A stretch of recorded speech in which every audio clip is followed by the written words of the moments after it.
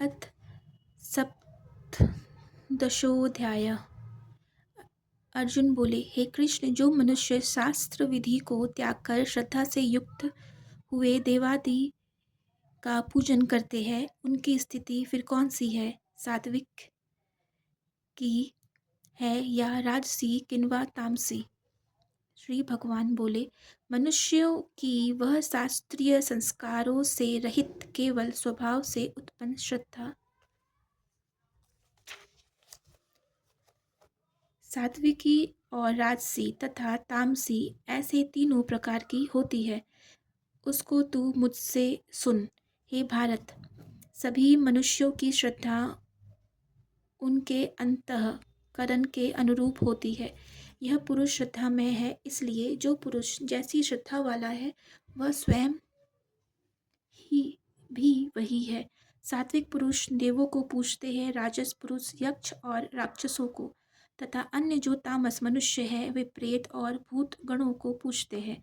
जो मनुष्य शास्त्र विधि से रहित केवल मनः कल्पित घोर तप को तपते हैं तथा दंभ और अहंकार से युक्त एवं कामना, आसक्ति और बल के अभिमान से भी युक्त है, जो शरीर रूप से स्थित भूत समुदाय को और अंतःकरण में स्थित मुझ परमात्मा को भी कृश करने वाले हैं, उन अज्ञानियों को तू आसुर स्वभाव वाले जान। भोजन भी सबको अपनी अपनी प्रकृति के अनुसार तीन प्रकार का प्रिय होता है, और वैसे ही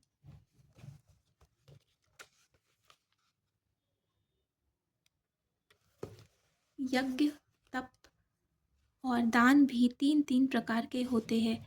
उनके इस पृथक पृथक भेद को तू मुझसे सुन। आयु, बुद्धि, बल, आरोग्य, सुख और प्रीति को बढ़ाने वाले, रस युक्त, चिकने और स्थिर रहने वाले तथा स्वभाव से ही मन को प्रिय ऐसे आहार अर्थात भोजन करके पदार्थ सात्विक पुरुष को प्रिय होते हैं। कड़वे, खट्टे, लवण युक्त, बहुत गर्म, तीखे, रूखे, दाहकारक और दुख, चिंता तथा रोगों को उत्पन्न करने वाले आहार अर्थात भोजन करने के पदार्थ राजस पुरुषों को प्रिय होते हैं।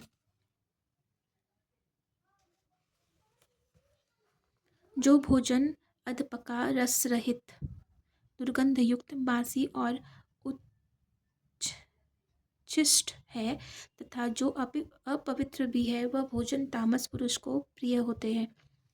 जो शास्त्र विधि से नियत यज्ञ करना ही कर्तव्य है, यह इस प्रकार मन को समाधान करके फल न चाहने वाले पुरुषों द्वारा किया जाता है, वह सात्विक है।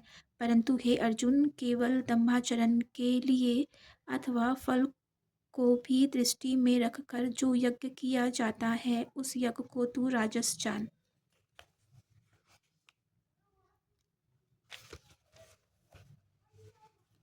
शास्त्र विधि से हीन, अन्नदान से रहित, बिना मंत्रों के, बिना दक्षिणा के और बिना श्रद्धा के किए जाने वाले यज्ञ को तामस यज्ञ कहते हैं। देवता, ब्राह्मण, गुरु और ज्ञानीजनों का पूजन, पवित्रता, सरलता, ब्रह्मचर्य और अहिंसा, यह शरीर संबंधी तप कहा जाता है। जो उद्वेग न करने वाला, प्रिय और हितकारक एवं यथार्थ भाषण है तथा जो वेद शास्त्रों के पठन का एवं परमेश्वर के नाम जप का अभ्यास है, वही वाणी संबंधी तप कहा जाता है। मन की प्रसन्नता, शांत भाव, भगवत चिंतन करने का स्वभाव, मन का निग्रह और अंतःकरण के भावों की भली भांति पवित्रता, इस प्रकार यह मन संबंधी तप कहा जाता है। फल को न चाहने वाले योगी पुरुषों द्वारा परम श्रद्धा से किए हुए उस पूर्वोक्त तीन प्रकार के तप को सात्विक कहते हैं।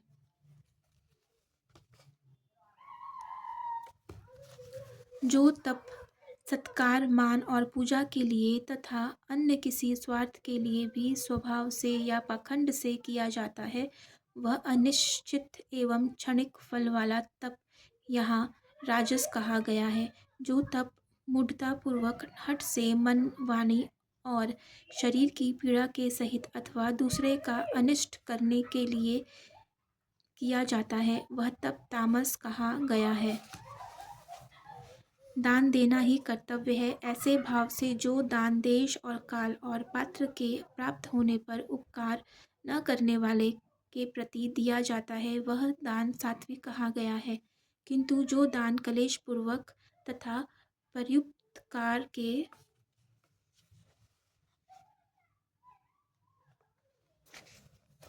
प्रयोजन से अथवा फल को दृष्टि में रखकर फिर दिया जाता है वह दान राजस कहा गया है।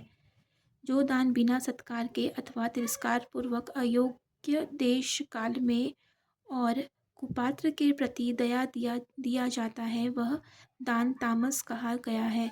ओम तत् सत। ऐसे यह 3 प्रकार का सच्चिदानंद घन ब्रह्म का नाम कहा है। उसी से सृष्टि के आदि काल में ब्राह्मण और वेद तथा यज्ञादि रचे गए। इसलिए वेद मंत्रों का उच्चारण करने वाले श्रेष्ठ पुरुषों की शास्त्र विधि से नियत यज्ञ दान और तप रूप क्रियाएं सदा ओम इस परमात्मा के नाम को उच्चारण करके ही आरंभ होती है। तत् अर्थात तत् नाम से कहे जाने वाले परमात्मा का ही यह सब है। इस भाव से फल को न चाहकर नाना प्रकार की यज्ञ तप रूप क्रियाएं तथा दान रूप क्रियाएं कल्याण की इच्छा वाले पुरुषों द्वारा की जाती है। सत इस प्रकार यह परमात्मा का नाम सत्य भाव में और श्रेष्ठ भाव में प्रयोग किया जाता है तथा हे पार्थ उत्तम कर्म में भी सत शब्द का प्रयोग किया जाता है।